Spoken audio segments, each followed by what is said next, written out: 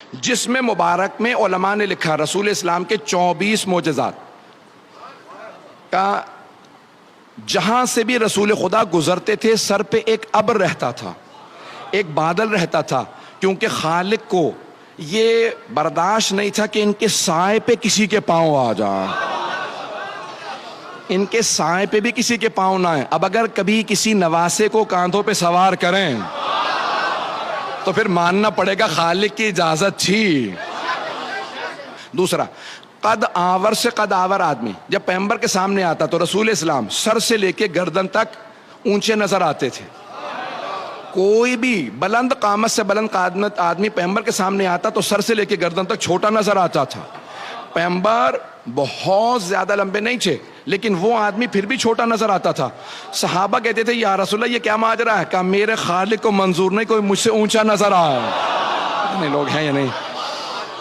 یہ دوسرا معجزہ بھی میں نے صرف پیش کیا ہے۔ تیسرا معجزہ علماء نے لکھا ہے، کہا کہ آپ کا جو پسینہ تھا اس سے خاص خوشبو آتی تھی جو نہ کسی گلاب میں تھی، نہ کسی پھول میں تھی، نہ کسی عطر میں تھی۔ آپ کے پسینے سے خاص خوشبو آتی تھی، توجہ ہو، پسینے سے خاص خوشبو آتی تھی، جسم مطہر سے خاص خوشبو آتی تھی، ایسی خوشبو آتی تھی کہ جہاں سے آپ گزر جاتے تھے 1 سے 2 دن تک کافر و مشرک جب وہاں آتے تھے تو سونگ کے بتاتے تھے لگتا ہے محمد گزرے ہوں گے۔ تو دوسرا پوچھتا کیسے معلوم؟ کہ وہ جو خوشبو ان کے بدن سے آتی ہے نا وہ اس جگہ سے آ رہی ہے۔ کہ جسد مطہر سے خوشبو آتی تھی۔ ایک اور کہ جب راستے پہ چلتے تھے تو بعض اوقات کچے پہ چلتے تھے، گارے پہ، ریت پہ، مٹی پہ چلتے تھے، قدموں کے نشان نہیں بنتے تھے، اور بعض اوقات چٹانوں پہ پاؤں رکھتے جاتے تھے، نشان بنتے جاتے تھے۔ اب سمجھ میں آیا یہ قدم گاہ کے نشان کیوں ہیں؟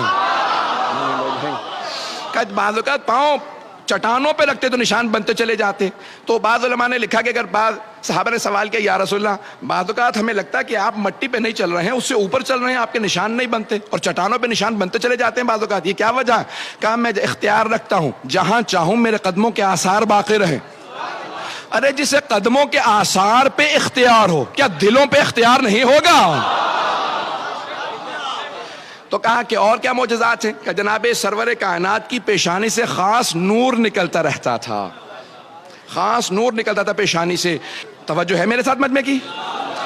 کہ یہ 24 معجزہ میں سارے نہیں پیش کر رہا ہوں، جلدی پیش کروں گا۔ کہ جس میں مبارک سے خاص پیشانی سے خاص نور نکلتا تھا، آپ کے بال اور ناخن بڑھتے نہیں تھے، بال بڑھتے نہیں تھے، جیسے تھے ویسے ہی رہتے تھے۔ صرف ایک مرتبہ سر کے بال حجۃ الوداع کے موقع پہ سر منڈوایا تو سارے صحابہ نے آپ کے منہ مبارک، فارسی میں منہ کہتے ہیں اسی لیے منہ مبارک کہا جاتا ہے، پیغمبر کے بال نہیں کہتے، منہ مبارک کہتے ہیں۔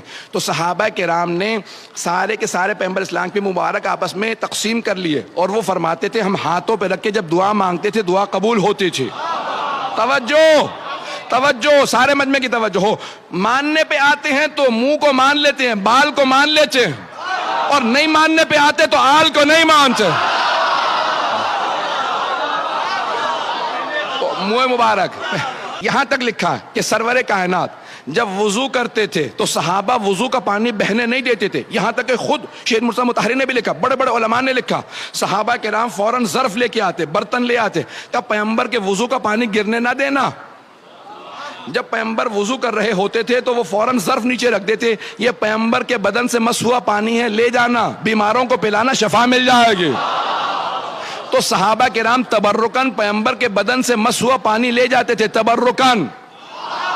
تبرک کے منکروں کو بتا دیجئے صحابہ تبرک کو مانتے تھے۔ جانے کی رامی اب یہ سارے معجزات جسد مطہر سے متعلق ہیں سرور کائنات کے، کہ جسم مبارک کے اندر ایسے ایسے معجزات ہیں سرور کائنات کے، میں پیش کر رہا ہوں آپ کو، اگر سننا چاہیں گے حضرات آگے بڑھوں گا۔ یہاں تک کہ جناب خدیجۃ الکبریٰ نے میسرہ اپنے خادم سے پوچھا تھا جو ان کا منشی تھا کہ جب تم سفر میں ساتھ تھے تو تم نے کیا غور کیا؟ کہا بی بی جب رات کو خیمے نصب کر دیے جاتے تھے سب لوگ زمین پہ اپنے بسترے لگا کے سو جاتے تھے، تو جب بھی کوئی خیمے میں آتا تو اشارہ کر کے بتا دیتا تھا یہ محمد سو رہے ہیں۔ تو کہا میسرہ پتہ کیسے چلتا تھا؟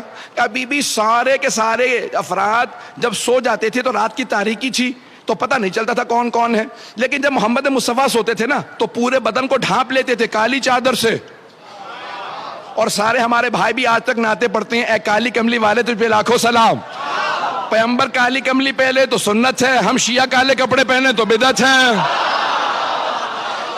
بھائی توجہ توجہ توجہ، وقت نہیں ہے نعروں کا، میں بہت ہی سے چل رہا ہوں. تو اب یہاں پہ سارے کے سارے افراد بولیں گے، مجھے پورا یقین ہے، جملہ پیش کر رہا ہوں کہ پورے بدن کو ڈھانپ کے کالے رنگ کی چادر اوڑھ کے پیغمبر سو جاتے تھے، پورا بدن ڈھانپ کے سوتے تھے، پورا بدن ڈھانپ کے سوتے تھے. پھر بھی ہم دیکھ کے بتاتے تھے یہ محمد سو رہے ہیں. بی بی نے کہا کیسے پتا چلتا تھا؟ میں سرا کیسے پتا چلتا تھا؟